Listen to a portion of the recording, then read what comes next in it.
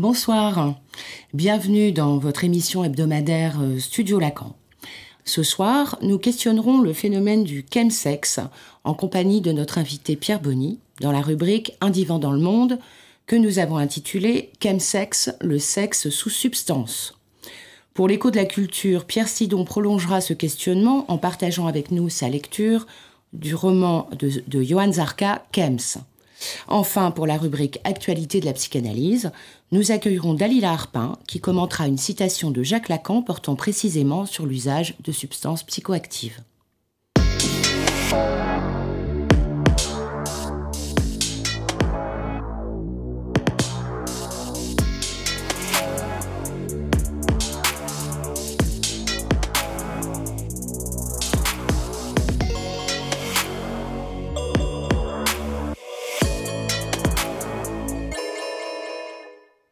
Bonsoir.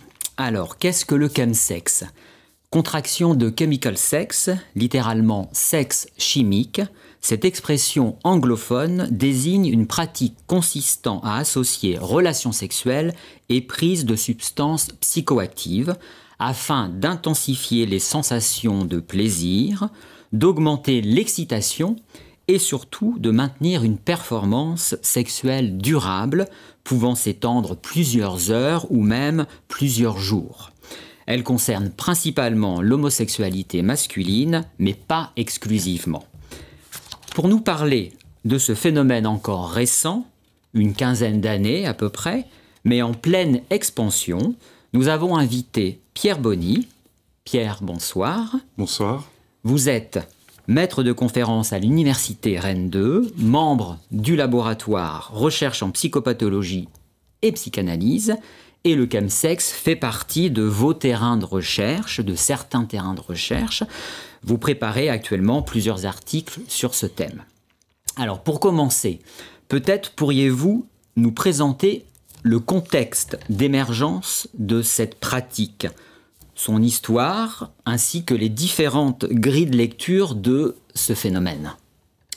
Oui, merci Damien et Caroline pour cette invitation.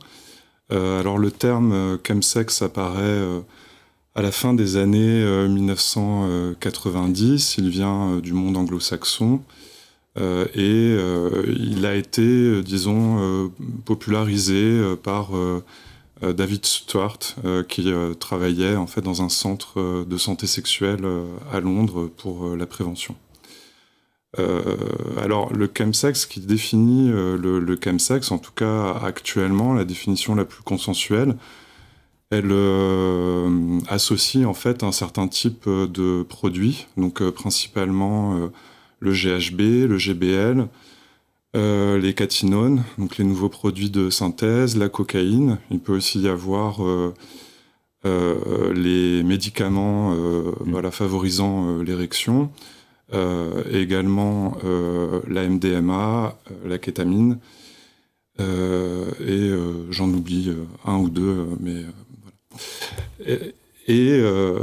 L'autre critère de définition du chemsex, c'est en effet son association avec le contexte sexuel, c'est-à-dire que c'est présenté comme une addiction dont la particularité est d'être prise, les produits sont pris en vue d'une augmentation, comme vous l'avez dit, de l'intensité des sensations, de ce qu'on appelle l'entactogénéité, c'est-à-dire le sentiment de contact avec les partenaires, alors qu'il peut aussi être dit c'est présenté comme augmentant l'empathie, c'est-à-dire le sentiment, la sensation d'être en phase, en fait, d'être vraiment en adéquation avec ce qui se passe, en fusion presque avec ce qui se passe avec le partenaire. Et il y a aussi cette dimension d'intentionnalité de la relation sexuelle, c'est-à-dire que à la différence d'autres usages en fait de drogue qui peuvent déboucher, en effet, ça c'est connu en addictologie, sur une augmentation de la probabilité de rencontrer un partenaire, d'avoir des relations. Là, dans le chemsex, il y aurait une instantanéité en fait de l'association entre la prise de produits et la relation sexuelle. Bon, épidémiologiquement, a priori, en tout cas selon les études et avec les critères des études actuelles, ça concernerait, comme vous l'avez dit, vous ne l'avez pas dit tout à fait comme ça, mais principalement les homosexuels masculins. Alors dans la terminologie de la santé publique et de l'épidémiologie, on dit hommes ayant des relations sexuelles avec des hommes, pour ne pas se baser sur une question de choix ou d'orientation sexuelle, mais simplement sur des pratiques. Alors, le rapport du professeur Benamia qui a été remis au ministère de la Santé en 2022, qui fait une très bonne synthèse en fait, des études nationales et internationales sur la question. Et qu'on peut trouver sur Internet, ce rapport. Voilà, tout à fait, oui. Chiffre à peu près, d'après les études, un pourcentage de la population HSH concernée qui serait autour de 20%. Les études suivant les critères d'inclusion des produits aussi... HSH, donc c'est hommes... Hommes ayant des relations sexuelles avec des hommes. Les études aussi entre 3 et 29% suivant les critères d'inclusion des produits. Et ce qui fait qu'en termes populationnels, cela représenterait 100 à 2000 personnes en France. Et sur ces 100 à 2000 personnes, 30% déclareraient ou seraient identifiés comme ayant un trouble de l'usage, c'est-à-dire une addiction au chemsex, puisque toute consommation de drogue n'est pas nécessairement, disons, ni source de souffrance, ni ne conduit à une addiction. Donc 30% des consommateurs de chemsex déclareraient ou seraient identifiés comme souffrant de cette addiction. Alors, au-delà des faits divers, de la fascination aussi que peut provoquer ce phénomène, car il faut bien avouer quand même que l'idée qu'on puisse avoir des relations sexuelles marathon comme ça durant plusieurs heures, voire plusieurs jours, peut éventuellement fasciner. Au-delà de tout ça, quelles sont un peu les conditions de son expansion actuelle ? Alors, sur le terrain, les premiers recensements, en tout cas en France, de cas, date des années 2007, pardon, la fin des années 2000.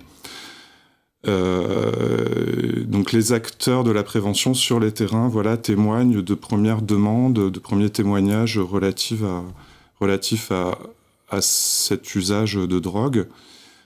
Et à partir de là, en fait, les enquêtes se sont multipliées. Donc il y a des enquêtes toxicologiques qui associent en fait des laboratoires, c'est-à-dire à partir du Centre d'évaluation et d'information sur l'addictovigilance et la pharmacodépendance. Voilà, on a un certain nombre de laboratoires qui se réunissent pour en fait recenser les cas qui passent en fait par le service hospitalier, notamment donc des cas d'overdose, des cas où vraiment les problématiques de santé où les conséquences en termes de santé sont vraiment très importantes, inquiétantes. Et à partir de là, se sont développées des études, alors en sciences humaines et sociales, mais qui utilisent en fait l'épidémiologie, disons la démarche épidémiologique comme investigation. Donc c'est plutôt des études factorielles qui vont essayer de voir quels sont les facteurs qui favoriseraient la pratique du chemsex, ou alors quelles sont les conséquences statistiquement les plus courantes de cette pratique. Et on a aussi des études qu'on dirait plutôt qualitatives, aussi en sciences humaines et sociales, principalement en sociologie et en anthropologie, et qui vont s'intéresser au sens en fait des conduites de prise de risque. Parmi ces études, il y a notamment les travaux très intéressants de Linard, Françoise Linard et Le Tallec, et aussi de Laurent Guessade et Annie Welter. Voilà. On a le sentiment qu'il y a quand même en effet une croissance de cette pratique. Alors, comment vous l'interpréteriez ? Oui, c'était votre question sur les conditions actuelles. Bon, les catinones, les nouveaux produits de synthèse, ils sont nouveaux en effet, et leur particularité, c'est qu'ils ont un pouvoir addictogène assez puissant. Et par ailleurs, les marges en fait entre la dimension récréative et la dimension toxique de ces produits est très faible. Ce qui fait qu'on a une conjonction entre une addiction qui peut être très rapide sur le plan biochimique tout simplement, et qui en même temps est très à risque puisque cette marge entre ce qui est récréatif et ce qui est toxique est assez faible. Bon, il y a l'introduction de ces nouveaux produits. Alors, il y a certaines études qui soulignent aussi, disons, un certain changement dans les modalités de prise de contact pour... avec les applications. Voilà, les applications, c'est ça. Ça facilite. Géolocalisé. Ouais. Voilà, c'est ça. Géolocalisation qui, d'ailleurs, en tout cas dans le documentaire Chemsex, qui date de 2015... documentaire américain, on voit comment ces applications sont utilisées et poussent d'une certaine manière, ou en tout cas sont prises dans les déplacements aussi avec les Uber, enfin les taxis, et donc des déplacements même physiques en fait, qui font que les individus, enfin les personnes se rejoignent plus facilement sur une même pratique. Alors justement, pour rebondir aussi, pour plutôt prolonger la question de Caroline, on peut dire que la plupart de ceux qui pratiquent le chemsex parlent d'un usage récréatif des drogues. C'est peut-être d'ailleurs les 70%, vous parliez des 30% qui peuvent s'en plaindre, présentant ça comme une addiction, mais bon, beaucoup d'entre eux, en tout cas, présentent ça plutôt du côté récréatif et refusent catégoriquement d'être désignés comme des drogués. Néanmoins, ce n'est pas donc, là vous le rappeliez aussi, une pratique sans risque. Alors, quels sont-ils concrètement et comment cela s'inscrit-il dans l'histoire de la communauté gay ? Voilà, c'est une question importante en effet. Donc il y a des risques qui sont vraiment très bien établis dans la littérature scientifique.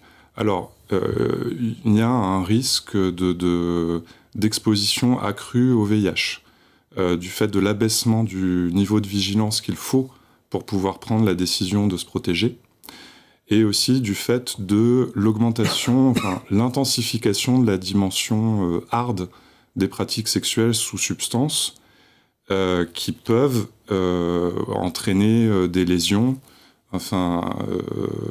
qui sont des voies de contamination biologique par le virus. On note aussi des conséquences, disons, qui sont présentées comme étant du domaine psycho-affectif ou psychosocial, à savoir des ruptures conjugales ou des pertes de travail, en fait, puisque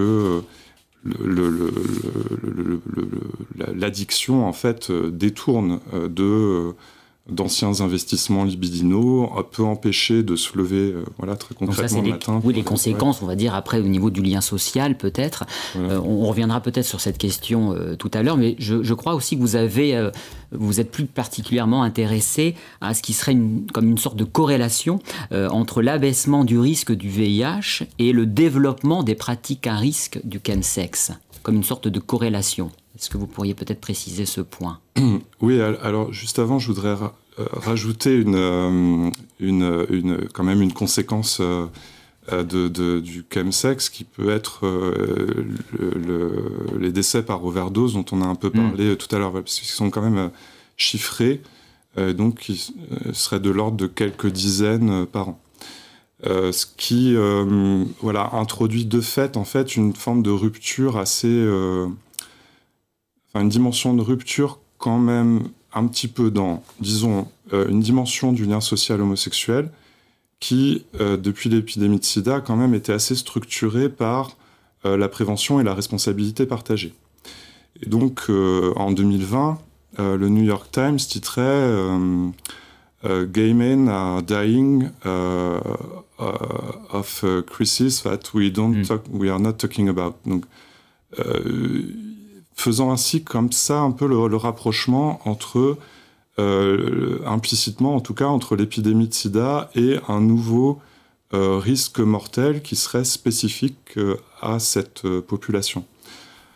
Alors, pour revenir à votre question... passe d'une prise de risque qui existait avant à une nouvelle prise de risque, avec une nouvelle forme de prise de risque. Voilà, c'est ça. Et bon, sur ce point, en fait, ce qu'il faut bien comprendre, je pense, c'est que du point de vue de l'épidémiologie, en fait, nous sommes dans un monde de risques.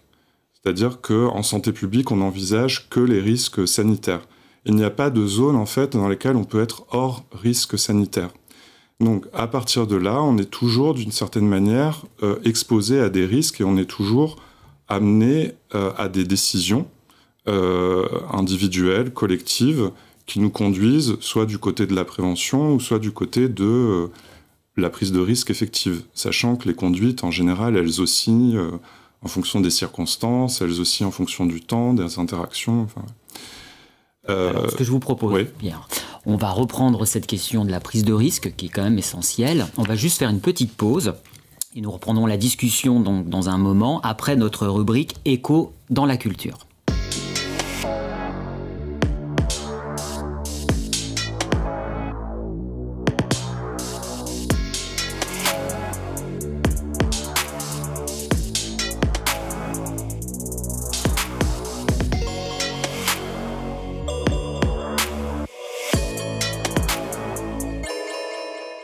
Bonjour Pierre, tu as donc lu Caroline. Pour Studio Lacan le roman de Johann Zarka, Kems.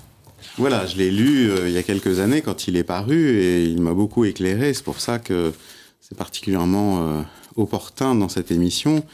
Kems, c'est l'histoire d'un journaliste, Z, qui décide d'enquêter sur ce phénomène du sexe qu'on dit pimenté par les drogues. C'est comme ça que c'est présenté sur la 4e de couverture. Bon, c'est vieux comme le monde, ça, on a toujours bu pour faire l'amour. Oui, mais je vous rassure, l'alcool est toujours là. Mais pas tout seul, hein. Pas seulement. Kems, c'est la chimie, la science, c'est l'Amérique, c'est l'avenir qui vous est proposé chez vous, ici et maintenant. Avec le Kems, chacun devient un explorateur des jouissances de demain. Un jouissonnaute dans l'aléthosphère, comme Lacan a nommé notre espace remanié par les gadgets et les prothèses. Jouissonnaute, c'est de toi. C'est de moi, oui.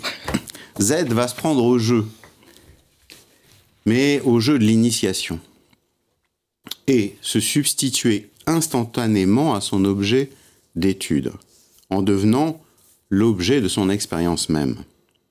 Mais ce n'est pas seulement son reportage qui fera les frais de sa quête de vérité, parce que le manque va immédiatement succéder à la première extase et l'entraîner dans une chute progressive dont l'accélération est rendue haletante par le procédé de raccourcissement des phrases et des chapitres, un peu à la manière du montage du film de Scorsese, Les Affranchis, à l'époque, qui décrivait aussi, d'ailleurs, le dérèglement du grand banditisme par l'irruption du marché des drogues dans la pègre. Alors, le protagoniste lutte, mais ne peut que délaisser son travail, son fils et sa femme, pourtant enceinte, de leur deuxième enfant.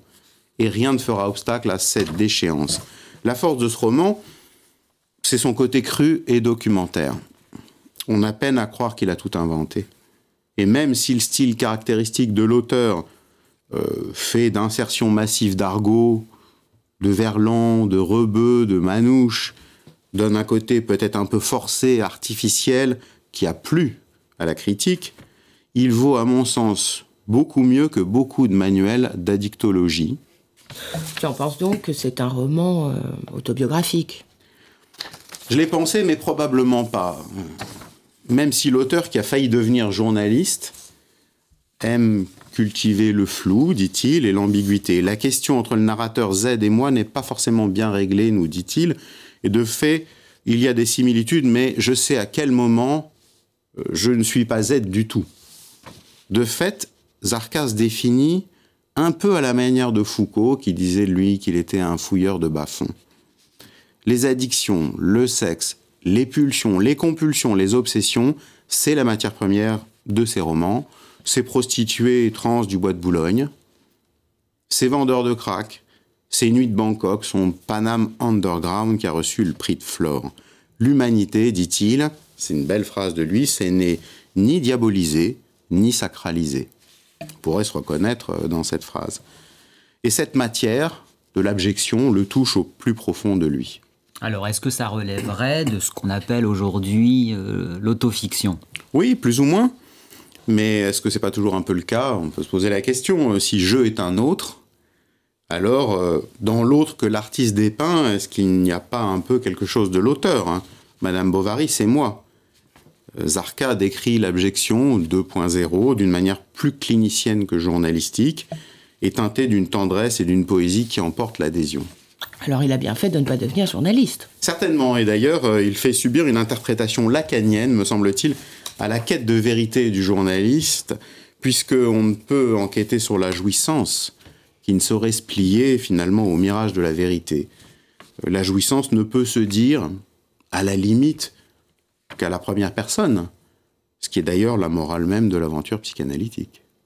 Merci Pierre de ta lecture qui éclaire très bien ce phénomène, qui donne envie de lire ce livre, et ce en quoi aussi ce phénomène il touche ou vise à l'horizon quand même un illimité. Donc peut-être on pourrait reprendre avec Pierre Boni le point où on en était concernant justement ces risques.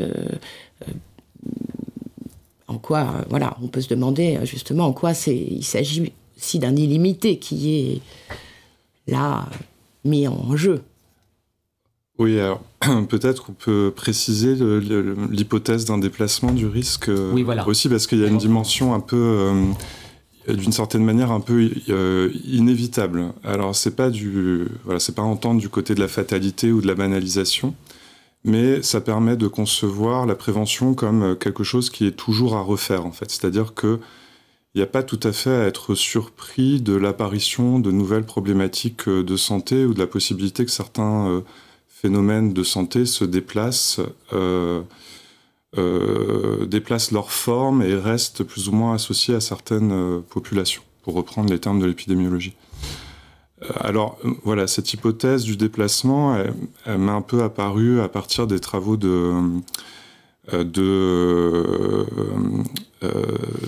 Le Tallec et Linard, qui en fait considèrent qu'il y a un continuum pharmacologique chez les hommes gays ou chez les HSH, un continuum pharmacologique qui intègre autant en fait les produits psychotropes, puisqu'en fait il y a un risque addictologique, disons spécifique à la population homosexuelle masculine, qui était quand même bien antérieur à l'apparition du chemsex, puisque hormis pour l'alcool, les taux de consommation de drogue sont plus élevés en population homosexuelle qu'en population hétérosexuelle. Donc c'est comme ça que la santé publique répartit un peu les choses. Si on reprend aussi le travail, ce qu'a mis en exergue Clotilde Guy dans l'ère du toxique, on peut envisager la question du pharmacone entre les produits, les médicaments et les produits, les drogues.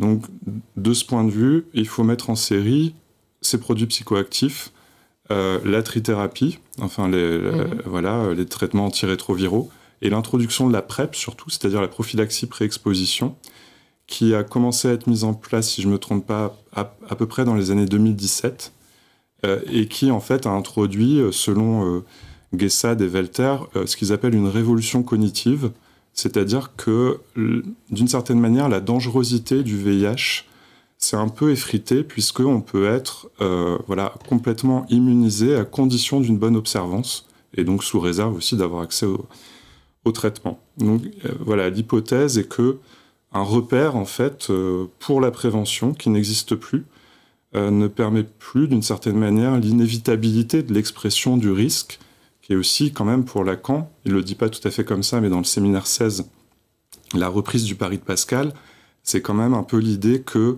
le sujet va toujours jouer sa vie d'une manière ou d'une autre, enfin, va jouer sa question en engageant sa vie.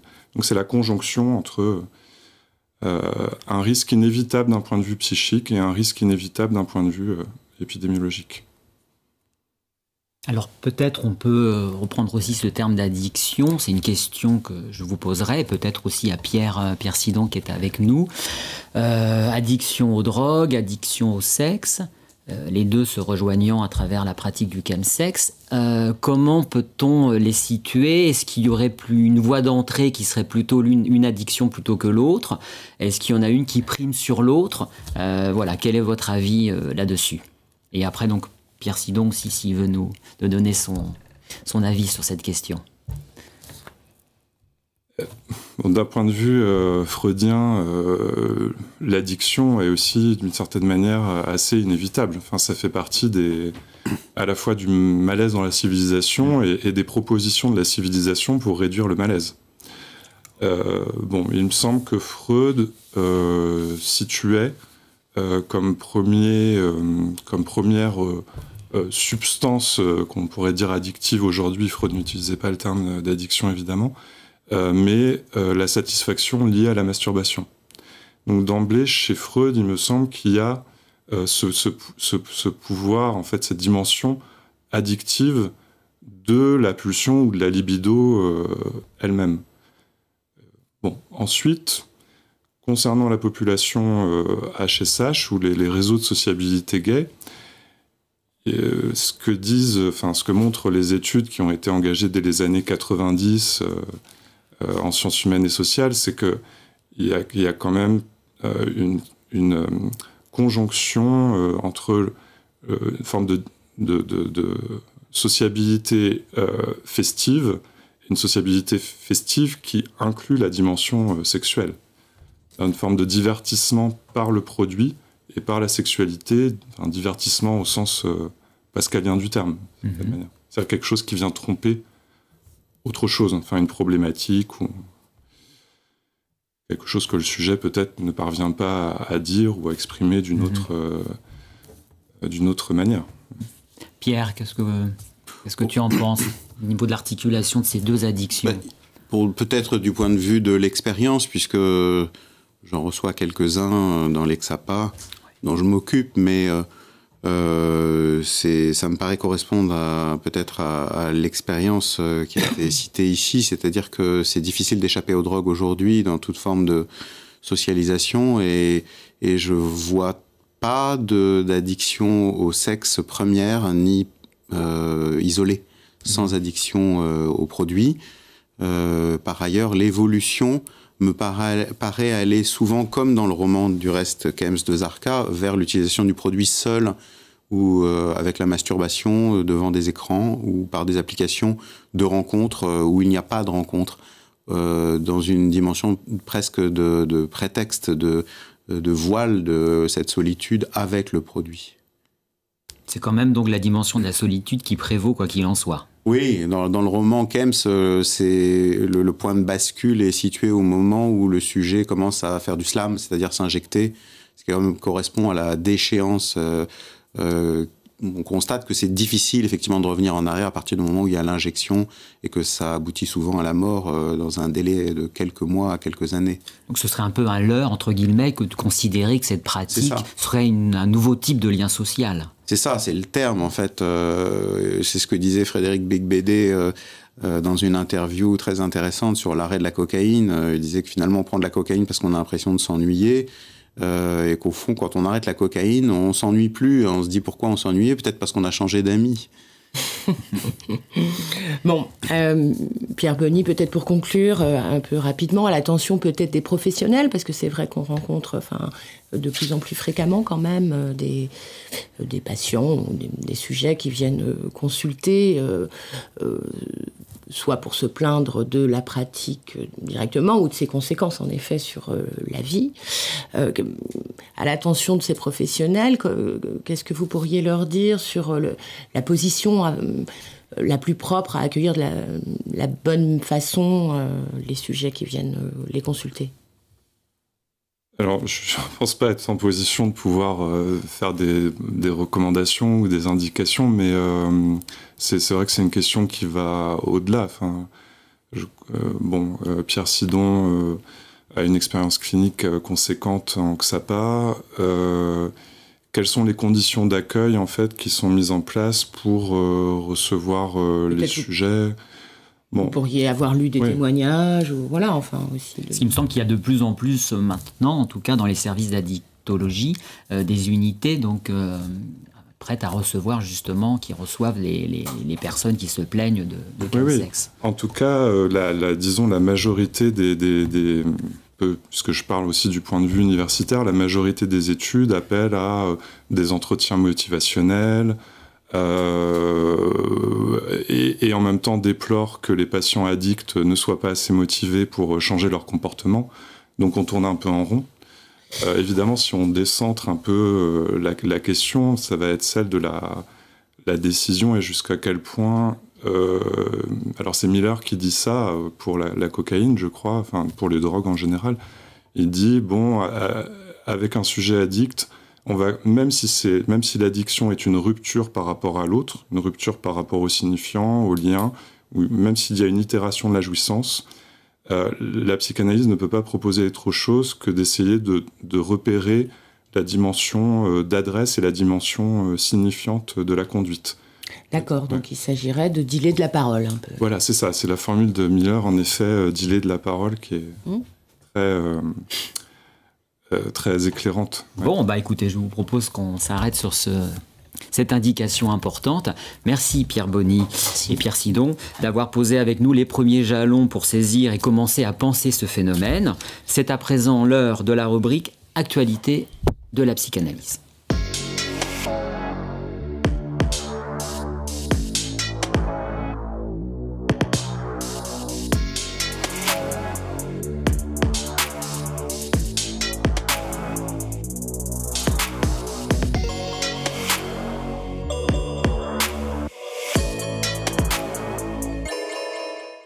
Bonjour Dalila, merci d'avoir répondu positivement à notre invitation, de commenter cette citation bien connue dans notre champ de Lacan concernant l'effet de la drogue, à savoir ce qui permet de rompre le mariage avec le petit pipi, autrement dit l'organe masculin. Oui, c'est un terme que Lacan reprend au cas du petit Hans, qui appelle Vivi Macher son organe, le cas traité par Freud. Et le petit garçon est encombré par les sensations que son organe commence à provoquer chez lui.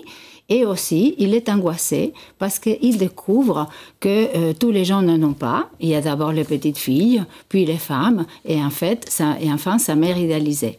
Et cette angoisse, il va la traiter par la phobie des chevaux, qui est une phobie très handicapante, parce qu'à l'époque, on circule à Vienne dans des voitures tirées par des chevaux. Oui, ça serait moins actuellement. Aujourd'hui. Exactement. Mais quand Lacan dit marié avec son organe, ça montre que cet organe va prendre une place symbolique, qu'il y a quand même un organe qui est élevé au rang du phallus et qui va raccorder le garçon à la jouissance phallique. Alors, pourquoi parle-t-il de mariage dans cette phrase ? Parce qu'il veut indiquer un lien solide et aussi symbolique. Ce petit garçon, à partir de ce lien, va pouvoir construire toutes ses relations ultérieures et va pouvoir être relié à la satisfaction phallique. Bon, en quoi se caractérise cette jouissance? Comment tu pourrais un petit peu nous en parler? C'est une jouissance qui vise la complétude, mais ne l'atteint jamais. Ça va toujours laisser le sujet dans l'insatisfaction. C'est pas tout à fait ce qu'on attendait, on voudrait toujours un petit peu plus. C'est-à-dire qu'elle est traversée par ce que l'on appelle en psychanalyse la castration. à un moment ou à un autre, on doit se rendre à l'évidence qu'on ne peut pas tout avoir, qu'il faut un certain renoncement pour arriver à la satisfaction, il faut accepter de perdre pour gagner. Alors, quel lien avec les toxicomanes ? Parce qu'il y a certains sujets qui ont du mal avec ce renoncement, qui ne peuvent pas se résoudre au fait qu'on ne peut pas tout avoir. Et comme c'est le cas des toxicomanes qui visent une jouissance illimitée, sans borne, mais il y aura toujours un prix à payer. Est-ce que tu pourrais nous donner un exemple ? Oui, le film, par exemple, Trainspotting de Danny Boyle, paru en 1996, montre une bande de jeunes addicts qui sont à Édimbourg et qui sont vraiment enfermés entre eux, qui ne peuvent pas avoir de liens avec d'autres et qui tombent dans la délinquance. Ils sont enfermés dans une spirale sans issue. Mais le revers de la médaille, c'est que dans cette course mortifère, le sujet ne vise que sa propre destruction.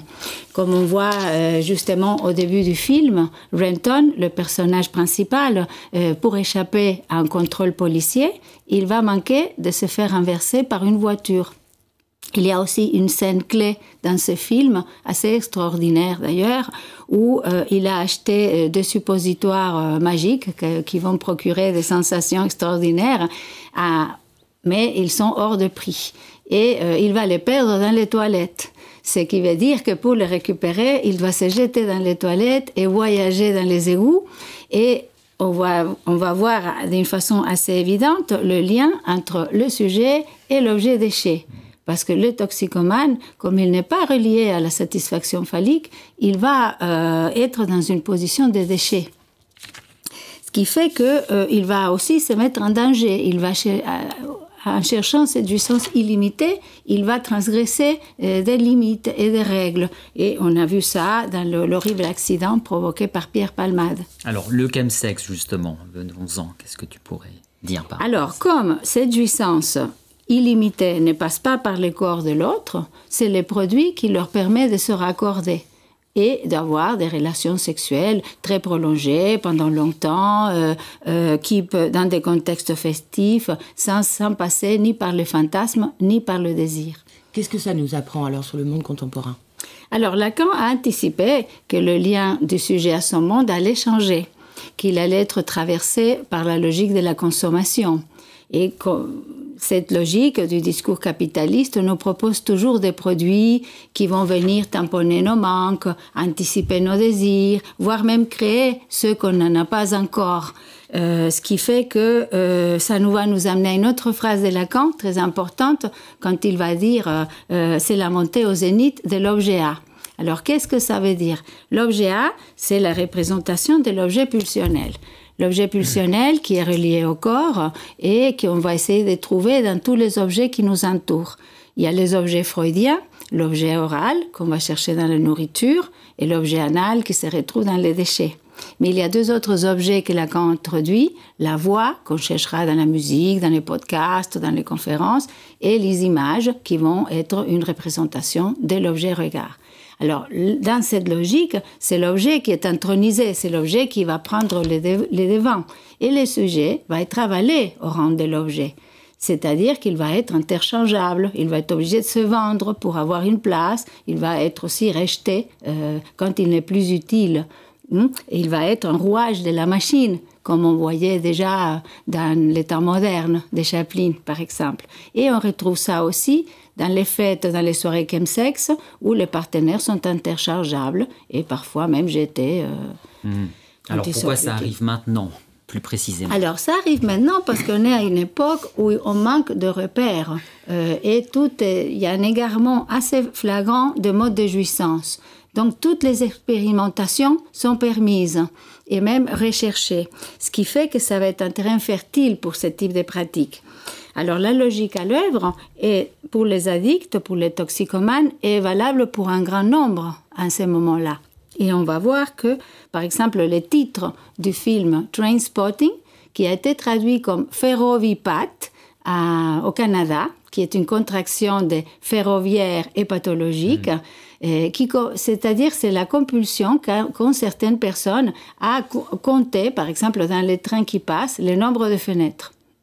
Et par extension, c'est n'importe quelle compulsion. Comme on voit dans ce film, il y a des sujets qui ont la compulsion de boire, de fumer ou de collectionner des cassettes vidéo, par exemple. D'être poussés à. Ils sont poussés à ça. Et on voit bien que ça a un caractère incoercible. Et aujourd'hui, c'est le numérique qui est monté au zénith, qui provoque aussi un certain nombre d'addictions. Et si on revient au chemsex, on voit que les partenaires se retrouvent aussi dans des applis ou qui vont chercher les produits par Internet, parce qu'ils ne peuvent pas l'acheter forcément dans tous les pays. Alors, d'une certaine façon, on pourrait dire que puisque nous sommes tous dans une logique de consommation effrénée, on est addicts. Nous sommes tous addicts d'une certaine façon. Et nous faisons le pari que le psychanalyste devienne, comme le dit Jacques-Alain Miller, un dealer de la drogue de la parole. Merci beaucoup, Dalila. C'est à présent la fin de notre émission. Merci de l'avoir regardée. Studio Lacan revient samedi prochain à 18h30 pour une nouvelle émission. Bonsoir.